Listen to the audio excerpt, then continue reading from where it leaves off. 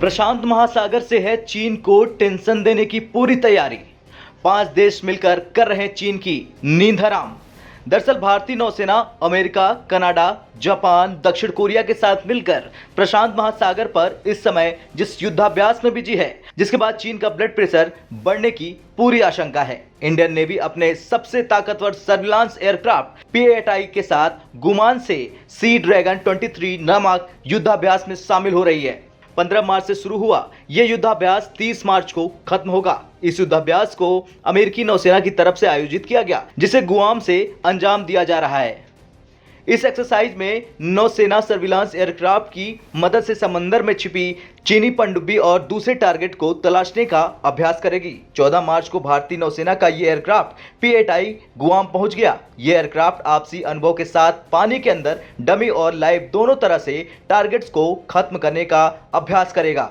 इस अभ्यास को सर्विलांस एयरक्राफ्ट की क्षमताओं को परखने वाला अभ्यास भी माना जाता रहा है। भारत की P-8I एयरक्राफ्ट के अलावा सी ड्रैगन अभ्यास में अमेरिका का P-8A, Japan maritime self defence force का P-1, रॉयल कैनेडियन एयरफोर्स का CP-140 और दक्षिण कोरिया के P-3C हिस्सा ले रहा है। भारतीय नौसेना के P-8I एयरक्राफ्ट के लिए माना जा रहा है कि अमेरिकी किले में पहुंचा सबसे बड़ा शिकारी है। आखिर इसकी क्या खासियत है जिसकी वजह से यह सबसे बड़ा शिकारी कहा जा रहा है, आपको बताते हैं। यह लंबी दूरी का सर्विलांस एयरक्राफ्ट है। यह एयरक्राफ्ट पनडुब्बी रोधी युद्धक विमान भी है। इसे अमेरिका की बोइंग कंपनी ने बनाया। इंडियन नेवी के लिए इस एयरक्राफ्ट में कुछ बदलाव किए गए थे। भारतीय नौसेना इसकी पहली अंतर्राष्ट्रीय ग्राहक थी। इस तरह के 12 एयरक्राफ्ट नौसेना के साथ है। पिछले साल फरवरी में आखिरी विमान भारतीय नौसेना को मिला था। नौसेना इस तरह के कुल 22 विमानों से लैस होना चाहती है। ये एयरक्राफ्ट AN/APY-10 रडार से लैस है। इसे अमेरिकी कंपनी रेथियान ने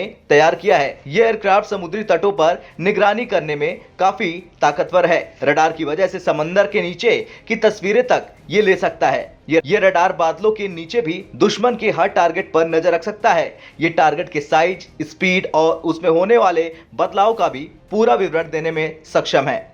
खैर, हिंद महासागर में चीन तेजी से सक्रिय हो रहा, खासतौर पर उसकी पनडुब्बियों की सक्रियता बढ़ती जा रही। ऐसे में भारतीय नौसेना का मानना है कि सिर्फ यही एयरक्राफ्ट चीन पर अंकुश लगाने में सक्षम है। इसलिए इस ज्वाइंट एक्सरसाइज को गुआम में अंजाम देने का मकसद चीन की हरकतों का पता लगाना है। इस अभ्यास के जरिए नौसेना का एयरक्राफ्ट चीनी पनडुब्बियों का शिकार करने का अभ्यास करने में सफलता हासिल करेगा। ब्यूरो रिपोर्ट, भारत तक।